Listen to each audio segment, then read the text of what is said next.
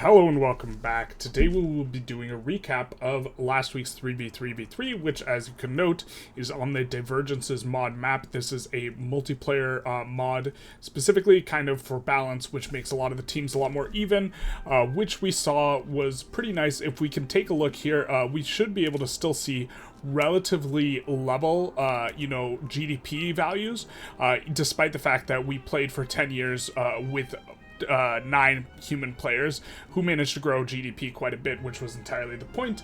You will notice in the upper right hand corner the final score of the game, which we are going to discuss the game, and then we are going to be discussing one rules change, and then we will be discussing at the very end an update to both the Divergences tier list as well as the vanilla tier list, having given it some thought, and we did not update the vanilla tier list after the last vanilla game. So this is what we'll be doing today, so let's jump into it.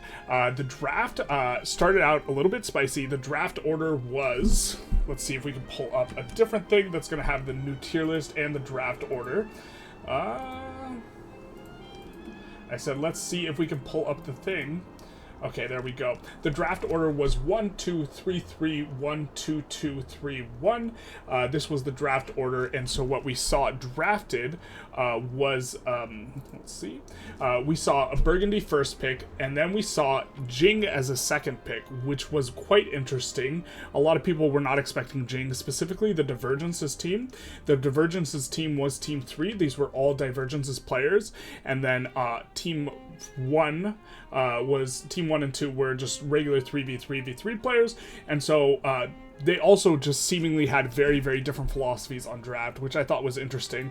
But Burgundy is kind of the big boogeyman at the very start, very big, strong military, a little like France, but not quite like France, and they also don't have some problems like Dual Monarchy does. So we saw Jing drafted next. And then third pick had the opportunity to draft 2, and they went for Dual Monarchy and the Belgian Confederation.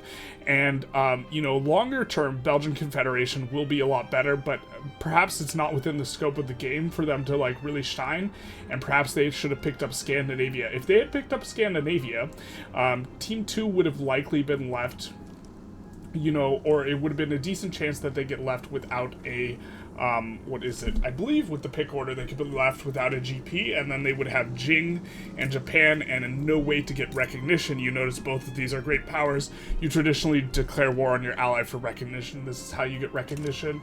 And then we saw, Bohemia picked up by the Burgundy team, and then Scandinavia picked up by the Jing team, and these sorts of things. And eventually we had Burgundy, Bohemia, and Spain all on one team, and Jing, Scandinavia, and Japan on another team, and the last team was Dual Monarchy, now become France, and the Belgian Confederation and Aragon all at one team. And so this was kind of the state of affairs at the start. And then we had a player war to open up at the very beginning. The Burgundian player is generally pretty aggressive, and he declared war on the Dual Monarchy at the very start of the game, with the war goals of taking Avignon and also releasing England. And so these are immediately off the bat, Team 1 declares war on Team 3 with the idea of, curbing the Dual Monarchy, because the Dual Monarchy starts out with roughly 40 million GDP. They start out with a really big GDP. I think we could actually pull up their GDP here at the game start. Is that the right one? Yeah, so they start out with 40 million GDP, and they're recognized. They're the largest recognized GDP, and they also start out with 50 million pops, and so they're really, really, really strong on that front. And so, as a result, they declare war. And I think that we saw from this that the PvP generally will favor the third team if you declare war, a 3v3 type war, and this is what we had. We had a really big war here, and so this, I think that a way it works is, so in a 1v1 situation, you have what's called a zero-sum game. Anything that's bad for your opponent is good for you and vice versa. When two teams fight, it's generally bad for both of them, but it's much worse for the losing side. But it's still bad because Burgundy and the entire Burgundian team had to spend an enormous amount of resources fighting this war. Also, Scandinavia from Team 2 did help out a dual monarchy for a little while, although eventually they got enforced on because Bohemia joined in, and eventually they got pushed out. They got landed by Burgundy. Burgundy was too strong at the very start. Burgundy was also a little bit better executing in terms of putting down all of the enlistment efforts decrees possible, I think, and a little bit more aggressive with the landings. But back to the point is that, the third team wins when you 3v3 another team, because it's bad for both of you in terms of your ability to grow the GDP, because when you are conscripting and you're putting down conscription edicts, it is extremely expensive. And all the while, Team 2 is just ecoing up over here, expanding, making money moves. In particular, Jing declares on Qing. I thought the lack of draft on Qing was a major problem. I think Qing just has to be drafted. I thought it was a mistake, but okay, fair enough. They just expanded. They took all the Qing provinces, and they notably did something really interesting, is they avoided taking any coastal provinces. Back on that later. And Burgundy enforces on the dual monarchy here, and eventually forces them to release. But all the while, Team 2 is ecoing up. And so Team 2 starts to get really, really big, and they look ahead from the very beginning. But here's another negative part about early aggression, is Team 3 perceived Team 1 as the problem, despite the fact that Team 1's growth earlier on was not that great, and so they kind of had it in their head to go after Team 1. Or this is kind of my perception, when Team 2 is the one that really benefited from the first war at the opening, like the opening salvo. Okay.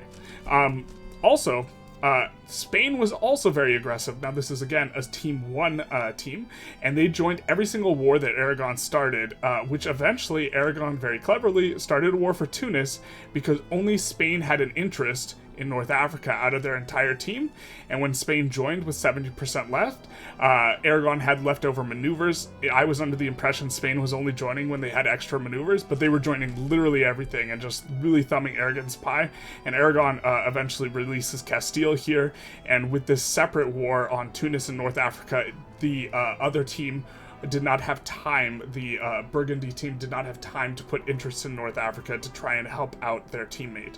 But I think they might have had a truce anyways, I'm not sure exactly. Also early on, as a result of this war, the Belgian Confederation loses their first war against Platagenia and gets put way far behind.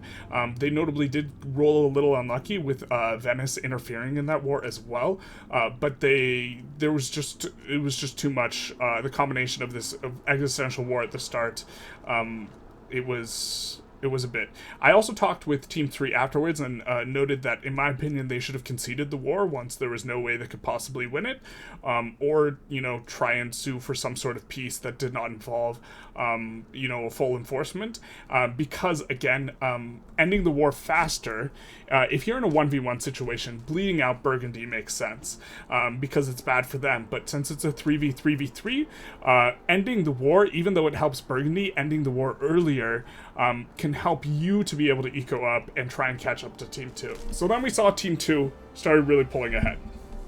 And the Burgundy team, or Burgundy specifically, declares war on Jing, kind of following this early war. And Jing, after solving this Qing war, notably they also had Japan join a war against these guys and subjugate them, not giving any coastal provinces to Jing, even though they need these to form China. Jing releases Yue as soon as Burgundy declares war on them, and then they delete all their military, and then because Burgundy had war goals on Jing that involved them taking the capital, but they can't possibly get into the capital with the release of Yue, you have a situation where Jing, for the rest of the session, holds Burgundy hostage. That is right. Burgundy cannot declare war, they cannot finish a war, and Jing just says, okay, I'm playing China, I'm going to delete all my military, I'm just going to eco up inside of here, I'm perpetually at war, but who cares? Now, they wanted to release UA as a subject, and this got bugged, and it released them independent, but either way, it doesn't really matter that much. Jing was able to have a huge economic growth, which was the main driver of their team's growth, despite the fact that they had to release UA, or they released UA, and they just held Burgundy hostage. So now Burgundy, zero offensive war potential for the rest of the session. There was not a tremendous amount of wars, PvP wars for the rest of the session, although notably, Japanese Empire, their opening move was vassalize Queen QQ here, and then they moved to annex them, and Burgundy joins against them and prevents this annexation. And so Team 1 is just fighting, and they're fighting players rather than, taking other stuff and expanding elsewhere, although notably Spain expanded quite a lot. Spain did okay, largely off of annexing this at the very end in terms of their score, but they did have to release Castile from a little bit of an error. And so, they interfere with the QQ getting annexed, but in doing this, they only keep Team 2 down, right? It is better to put yourself ahead 5 million than to stop someone from assimilating 5 million, right?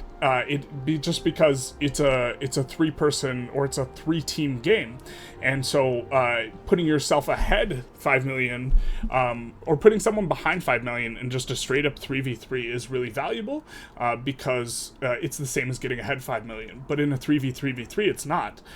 Putting someone behind 5 million is not the same as getting ahead 5 million, because you are not increasing your score relative to the third party team when you do this. Okay, so a very aggressive game, from the Burgundy team, which I thought was interesting. I'm hoping we see more of this type of play. Even though I don't think it's good, I'm more than happy to see strategies I don't think are good, and see how it plays out. They had this idea that they were just going to try and true struggle and fight both teams back to back to back and get enough out of the teams that it would be worth it, and they would just have a really strong warfare start. Problem with this strategy, at least in my opinion, is Bohemia was landlocked. You see, at the very end here, there is still a war brewing. That is because teams 1 and 3 at the very end, teams 2 and 3 at the very end decided to form an agreement to go after Team 1, even though Team 1 was in last place. And so this is kind of, I think, one of the reasons you don't want to go super warfare heavy is, this is not the team that should be teamed up on in this situation. Team 2 is, because Team 2 is in the lead, but they thumbed Team 3's pie sufficiently, and a Team 2, of course, is going to agree to any not teaming up against them, such that they are cutting down to size Burgundy, which has enough infamy here to be cut down to size. And so that's kind of where the game ended, before this Bohemia war, which is basically unwinnable for Team 1. So Bohemia is going to get cut down to size. They're still landlocked, and this is a problem for them. Notably, as the game went on, Team 3, which was the Divergences team, did do a pretty good job at picking up some eco, largely off of annexing this territory. The dual monarchy managed to catch up after, the crippling loss of England at the game start, and also, yeah, so this was a big catch-up. Also, the Belgian Confederation managed to grow a little bit and was kind of on the way to forming the Formable up here. And so this was nice for them. And Team 2 just ecoed up really, really strongly behind this Jing thing. And so, which is very funny. Also, notably, eventually what you got was... I can't remember if it was Spain. Yeah, I think it was Spain declares war on this OPM here, and then they invite Burgundy in, offering Burgundy the province. So eventually Burgundy did get a front with this war, and so eventually they would be able to come in here. I think the country was Nanjing, but it's no more.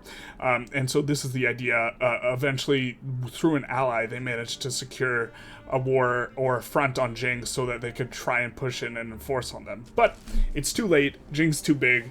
You get the score, and the game was kind of concluded there. The big, I think, takeaway is, the Diplo is really important because when you have just these, I think these huge wars, if you're going to have them, you need to get the other team on board and make them pay a similar cost, for fighting this war. You need to try and, I think Team 1 needed to try and go to Team 2 and say, hey, the dual monarchy at game start, this is a problem. What we should do is we should unite and go ahead and clap them and do this sort of thing and try and get a 6v3. That way you are not expending a ton of resources to bring someone down. Both the other teams are expending a ton of resources to bring someone down, and so you are kind of sharing the cost, and so that they won't have an opportunity to eco ahead of you. So this was a big one, big takeaway from this game, as well as Jing's enormous growth was another big takeaway. They did take a bunch of Chinese provinces off of Qing, so this was a big part of their growth, but then they had to release Yue for part of their strategy. But I still continue to think these huge pop China states are just insane for growth, and so as long as growth is the metric by which we're scoring, it's going to continue to be kind of the way to go. We got first place for Team 2, second place for Team 3, and the last place for Team 1, just pretty straight across, winning in each category respectively, although the percentage GDP growth was really, really close throughout, which brings us to the first point, the rules change. Previously, we've been scoring in a way that weighs nominal GDP growth slightly heavier than percentage growth. Now we're going to flip it. So we're going to score on percentage GDP growth over nominal GDP growth. We have seen that percentage GDP growth as a scoring metric does not make Qing unplayable, or even remotely so. They're still absolutely tremendous at percentage growth, both in vanilla and in this game here. Very little expansion other than this by anyone, kind of just a lot of PvP. But so that's going to be the rules change. Let's jump into talking about the what I think is the new tier list kind of thing. So let's get into it, and we are going to talk about the Divergences tier list changes first. Okay, so the big ones are moving up 5 ranks are Jing and Qing. I think that the potential growth is just absolutely enormous and is just such a huge characteristic as long as you're scoring on GDP. You could score on army power projection, in which case maybe these guys would not, be like this, but there's just so much growth potential, and specifically they're much more resilient than vanilla China to aggression, because you can release Yue in brick wars, you can hide your capital in Yunnan and make it so they can't try and release Yunnan. Specifically, this is actually what the player did, because Yunnan is a big releasable, and suddenly there's not really many releasables. There's no releasables from Qing at the very start. They can hide their capital back here, I think. I think Ningxia starts in there under their control. Maybe it's not there, but I think Qing is insane. There's just so much growth potential because you have so much pops and so much available labor, and you have so much, income from or you have so much GDP from the subsistence farms, and then you are going to get like tax off this. Obviously, it's not very efficient. Generally, most of these places are just running huge negative tax capacities, but you build these up and you start like coming on up. When you hit, certain technology inflection points, like getting, where is it? We have to scroll down. I have let's see, where is it? Central Archives, for example, is going to be a huge pickup because it allows you to tax much, much more efficiently, and this will just increase your income. You can ramp up to 200 construction with these countries just extraordinarily fast, and so this means your growth will be extraordinarily fast, and your wood frame building prices will not budge at all because you have all of these sub farms which have wooden fabric, and so moving Jing and Qing up quite a bit here. Which means, relatively speaking, well, let's also talk about the other country we moved up. There's 2 other countries we moved up. Scandinavia, I think they have a really strong start, and, their resources are pretty good because they do have all of the absurd, bonuses that there are present in vanilla here, which are really, really strong, and I'm starting to value these a little bit more highly. But they have a stronger military than Bohemia at the start. They will heavily influence Bohemia, what goes down there, and can either help them or hinder them. They are, I think that, let's see, there's only a few powers that have skirmish infantry at the start, and they are one of them. They will have problems with labor later, but can be resolved. They can annex Scotland for, a decent amount of chunk of GDP growth, as well as some strategic value, kind of being able to go into dual monarchy. But they can start, unlike Bohemia. They can engage in wars at the very start. They're very strong. They're not as strong as Burgundy, but looking at it, they are kind of the number 2 that can influence early game plays, across the rest of the world. Maybe dual monarchy is stronger than Scandinavia, despite not having skirmish infantry, but we have this kind of, we're moving up Scandinavia a little bit. Burgundy, we still have at number 1. This is possibly contentious. Dual monarchy, we have at number 2. They did not perform that well, but this was largely because Burgundy decided they wanted to go after dual monarchy. I think this is what it takes to make dual monarchy look bad, but they start with 50 million pops and 38 million GDP. It's pretty insane, and according to the Divergences players, you can prevent the negative events that cause them to split. And if you can do this, this is a ton of European pops, and it's also going to pair really nicely with something like the Belgian Confederation, which was the idea behind Team 3's draft. Looking into it, the losers here are Bohemia. I think that being landlocked is pretty bad. Now, having Silesia is pretty good, because this is a really good place for encouraged resource industries. You can build up. You have this enormous formable potential, and this formable potential is a huge GDP growth potential. Formables are really good. Burgundy and dual monarchy and Scandinavia do not have formable potential, but Bohemia does, and so this is kind of why Bohemia is getting a lot of score, despite not having necessarily the largest starting GDP or military. They also have skirmish infantry, which is pretty nice, but they can't really get out very easily. And so, what are you gonna do? The game start value of that is not super high. What's the valuable is your formable, which I think that you kind of need Scandinavia or Burgundy to help you to really get the full shebang. And so you are a little bit vulnerable, and so okay. So these are kind of the upper tier, and now we have -1 for Belgian Confederation.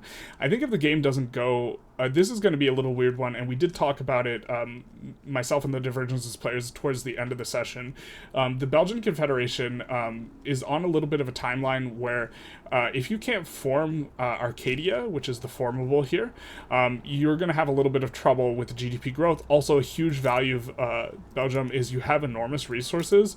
These will not be brought to bear in a very short game before you can expand these mines out in an enormous amount, and it'll be super valuable later on once you have Arcadia. Let's just we don't have any of these resources. I believe we can select it this way. Yeah, so if we just show potentials on map, it's just a huge chunk for coal, but also for iron, and they have all the standard American bonuses. Where's your iron at, my guy? Where are you hiding it? Where's it? Where's Harvey Dent? Where's the iron? Are you not building? Where's the iron? Okay, here's some iron. But if we do this, we will see there's much more than in vanilla here, and also you get all this iron up here. Really strong in the long term. But short term, you don't have this enormous pop base with which to really push it. But their idea was they were going to use dual monarchy to try and feed pops to the Belgian Confed.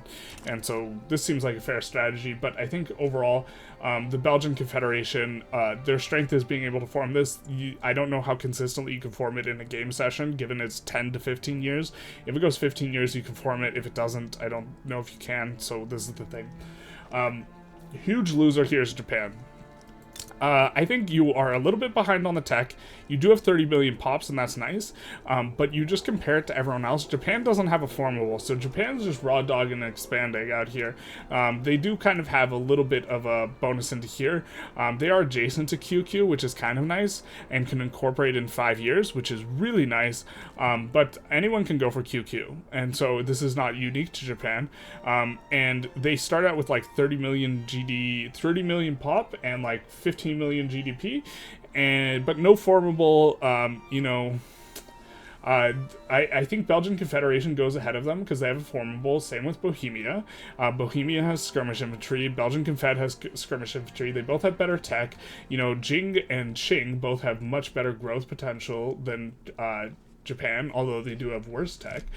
You know, Scandinavia is a lot stronger at the start. Again, like, they have skirmish infantry. I don't think I can see a pick where I think Japan is certainly a lot stronger than Vanilla, but I think I was just grossly overvaluing Japan because they have a somewhat Eastern European tech sort of situation, and maybe strategically being here and being able to influence this Jing-Qing conflict has some value, but it's just, I don't think it's enough, and so yeah, I'm moving Japan down considerably here. And then finally, swapping Aragon and Spain. Aragon, from what I understand, talking about them, I really didn't know which one should go over the other one. I think forming Iberia is a thought. Aragon is more flexible because it can form Aragon, Italy, and Iberia. But after talking with some of the Divergences players, apparently Aragon just has better starting laws. And so Spain's having, you know, a few subjects at the start is maybe doesn't offset the fact that Aragon has better starting laws. Maybe it does. I'm still not very confident with these positions. But this is the Divergences sort of, you know, where we're at with this. So let's hop into a vanilla game and talk about the vanilla tier list. Okay, here is the new or the updated tier list for vanilla, and you see not as big changes or not as many changes, and that's largely because I think where the countries are is kind of settling, but the big kind of one is France is going down 2 notches, and Russia and Great Qing are both going up. And this is mainly not on the back that I think France is bad. I still think France is a tremendous pick. It's still going to be, you know, the go-to for a military at the start of the game because they're going to be quite strong. They will be able to full mobilize much easier than a country like Russia, which has way more battalions and, you know, like, I think more power projection, but France being on skirmish means that I actually think their military is stronger despite having less power projection. But, and I think that they're, you know, they're really strong. They have a lot of growth potential, this sort of stuff. I still think France is very solid. I think it's also the most flexible pick because it shoes into almost everything else really well. But a little bit of a digression. I think that something that has been underused in the games is your ability to change laws by using a regime change war on both Russia and Qing, and specifically getting them off of traditionalism and off of serfdom is absolutely matters. And I think both these countries are insane. I think it's increasingly clear to me, despite the fact that Qing went unpicked, I think increasingly it's clear that it is just the strongest country for this format for the purpose of growing your GDP. And I don't think it's particularly close. I think that teams were afraid of getting kneecapped if they picked Great Qing, but the fact that, you know, at game start, 2 teams might think that Qing needs to be kneecapped is just indicative of the fact that it is the strongest country in the game, and I'm thinking it's less and less close between Qing and Russia. Like, I think Qing's just out in front. And it might not, and this is kind of an interesting distinction to make, and I think it's especially true with vanilla. Just because it's the best country might not mean it's the best first pick. Great Qing might not be a good first pick because you put a target on your back because everyone's spooked about it. And because of this, you might not want to draft Great Qing as your first pick. Also, if you draft Great Qing and then people take the better, like, kind of combat civs countries, then you are going to be in a really hard spot because you have a really bad military. And so it might not be first pickable. Similarly, you notice Austria is down here at 7th pick. I think Austria is a first pickable country because you are trying to lock in the Austria-Prussia kind of combo together, and you suspect no one will take Prussia if you take Austria first. Although, I do think that there's something to be said with, like, going France-Prussia and just saying, hey, my military is bigger, we're going to slap you around if we have to, but we're forming the North German Fed, and then you could have South Germany, and we'll just, you know, take the extra huge GDP growth from Prussia. But okay. I think that the fact that people aren't using regime changes on Russia and Great Qing specifically to get them to be off of traditionalism and off of serfdom, I think that this is a mistake and they should be doing it, and I think it's really strong. You can regime change with both your countries on both of these guys, and then reset your infamy so that the regime change is not that big a deal. You know, China gets recognition at the very start as well. There's a bunch of shenanigans you can do with China. I increasingly have begun to think that, and I think I said this before in my previous kind of wrap-up or tier list, I think you now move the capital in Great Qing to Yunnan. It takes a little while to get to. It's not the most interior, but now Yunnan cannot be released. Yue is the biggest releasable. It's not that big a problem. You look to maybe spread your stuff out. You look to maybe protect Shaanxi somehow. But I don't think it's as vulnerable as other people think. And I think that, especially because we're changing the scoring to not be nominal GDP growth, maybe you don't have the target on your back as much, and maybe it is first pickable. But it is a result of Russia and Qing being better, which is why France is moving down, not France being bad. Also, I think that people don't really appreciate how... and I felt this way before, but I increasingly, after making my state bonuses video, I don't think people appreciate that Russia having the very best bonuses on logging industry, when logging industry is the very best industry at game start, is like huge. It's insane.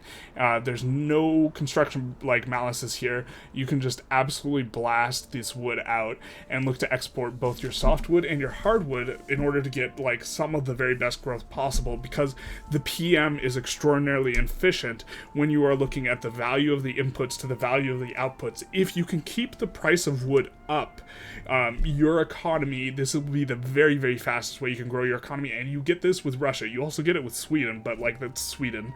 They're much smaller, and so Russia also has just this enormous European population of 60 million, which is a huge like thing for, you know, GDP growth. Their biggest problem is they start out with booty laws, but you can just change these with regime change. And so kind of coming full circle, because I think the first tier list I made, I think I put Russia at number 1, and Russia maybe is number 1 ahead of Great Qing because they have much better tech, but I think Great Qing is too big. It's too big, too thick. Okay, we see the UK stay kind of the same. They are a little bit vulnerable. Specifically, you know, you can kind of defend a little bit against the landings, but not really. And so getting enforced on is going to be very, very difficult. You know, Russia can move their capital in super deep. I think that Perm might be the best. Either Perm or Ukraine is probably the best, just so that those two cannot be, or Perm or Kyiv is the best, just so that these two cannot be released. I'm not 100% sure that Russia can move their capital there. Let's just switch the country and just take a look. But, you know, having this interior capital position is increasingly seeming like something that is, it's not the be-all end-all, but it certainly seems pretty nice. Okay, we can't move it to Kyiv, but we can move it to Perm. Perm seems like a reasonable place to have the capital, and this will make it so that Perm is not a releasable country. And so if we take a look, I believe if we take a look at our... is it this? We will not be able to release Perm, because it is the capital is here in Perm. So this is probably going to be the best capital. You maybe don't want to build tall here with like the universities and the government, the bureaucratic administrations like you would in most capitals, because you're getting the construction malice. But okay, you can. The point is you can hide your capital with Russia. You can hide your capital with France. You can hide it all the way in like Alsace-Lorraine here. Although you don't necessarily, I'm not sure if you want to. You can also put it in Occitania's capital. Some Occitania is not releasable, but it's coastal, so I don't think this is good. You can't hide UK's capital. So while UK gets enormous amount of growth potential because of its subjects are going to be feeding it a ton of diplopacts, and it also just has a much better market, even without the East India Company being in it, I still think, we have another rules change. We'll talk about it with the East India Company, but you know, even without the East India Company, they still have a really strong market at game start. They're the only one with kind of big one. They're still very strong. USA is coming in at 5th. I still think USA is good. Other people seem to think USA is a lot better than I do. I think that particularly at game start, like, you don't have the GDP to like really like get a full conscription out, and your like military is not that great, and you don't have necessarily the pops just yet to like work all your sub farms, and it's a little bit of a slow one, but America eventually gets really strong. Okay. Also, anyone can go for Mexico. It's not like the U.S. has a monopoly on this, as we saw in the last game that was played on Vanilla. We moved up the East India Company, and this is more moving up the East India Company than it is moving down Austria, because the East India Company has a lot of features similar to Great Qing, and as a result of the unique diplomatic situation where you don't get to negotiate your own truces, if the UK is the overlord on a different team, we are making it so if someone picks the East India Company and someone on a different team picks the UK must, as their first game action, their very first game action, release the East India Company if the player wants that. And so this is going to be the new rule going forward, in specifically for the East India Company, just because you can intentionally lose wars. So if, let's say, Team 1 has the UK, and they also have Russia, and Team 2 has East India Company, Russia can declare war on the East India Company for these two provinces, and then the UK can just capitulate, and so it'll just instantly move stuff over to Russia. Now, you could be a rule that you just can't capitulate or you can't offer up war goals, but the UK can also intentionally like make that war harder for the East India Company to win, and so I don't like the nature of how the negotiator of the war is the overlord, and so this is because of this we will just make them release, and so this is going to be the thing, but it is the huge growth potential that is here, alongside the fact that you can also regime change these guys, and they start out with traditionalism, serfdom, and you can look to regime change them out of these. And so these three picks in particular, Russia, Great Qing, East India Company, all go up on value because you can do this. Unfortunately, Austria had to be moved down. I still think Austria is first pickable, but mainly just because you're looking to get Prussia. But to be honest, like if you pick Austria and then Prussia, and then you get like, so we saw a team that was Austria, Prussia, Ottomans. What happens if you pick Austria and then someone else just takes... I mean, I guess someone else could take Prussia, but... like, if some team just goes France, Prussia, and says, I'm gonna get the North German GDP growth, you know, if you first pick... okay, so if you first pick Austria, someone else is gonna get 2 picks in a row before you go. And if they take France and Prussia, what are you going to do as Austria now that you're, like, wheeling a 5th pick? You're going to get, like, USA, Spain or something.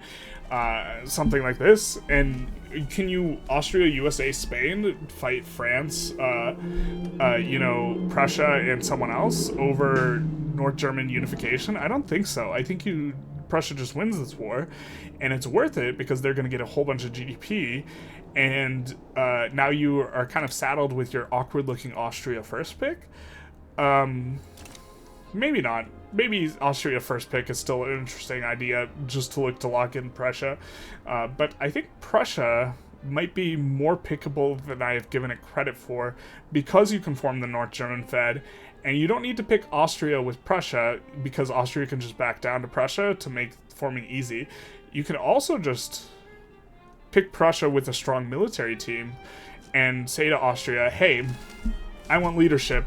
I want just leadership. If you don't give it to me, we're going to have a big war, and I'm going to release Hungary as well. Could have something like this that makes it a little bit interesting. But okay. Prussia and Spain are unmoved in terms of their position, but I'm less confident that Spain really deserves the 9th pick over some of the other ones. Moving up the Ottomans, they had a really good showing. I think that having a bunch of claims is really good because it does allow you to expand quite a bit. And I think that, you know, they're reasonably situated. They have a reasonably strong military. It's not the best, but it's, like, not the worst either. They have a lot of potential for growth. They're really hard to pick apart, you know, and absolutely wreck. Not that you would really want to go after the Ottomans specifically to try and ruin GDP growth. But I mean, I think they're decent enough. The problem is they don't have really good laws and tax. This is why we've moved up Belgium. I think that Belgium... people are sleeping on Belgium a little bit. You can do absolutely massive wars, reset your infamy, and also use Belgium to get enforce regime changes on other people, and like you can do shenanigans like you can conquer all of Korea and then release Korea and play as Korea with all of Belgium's tech.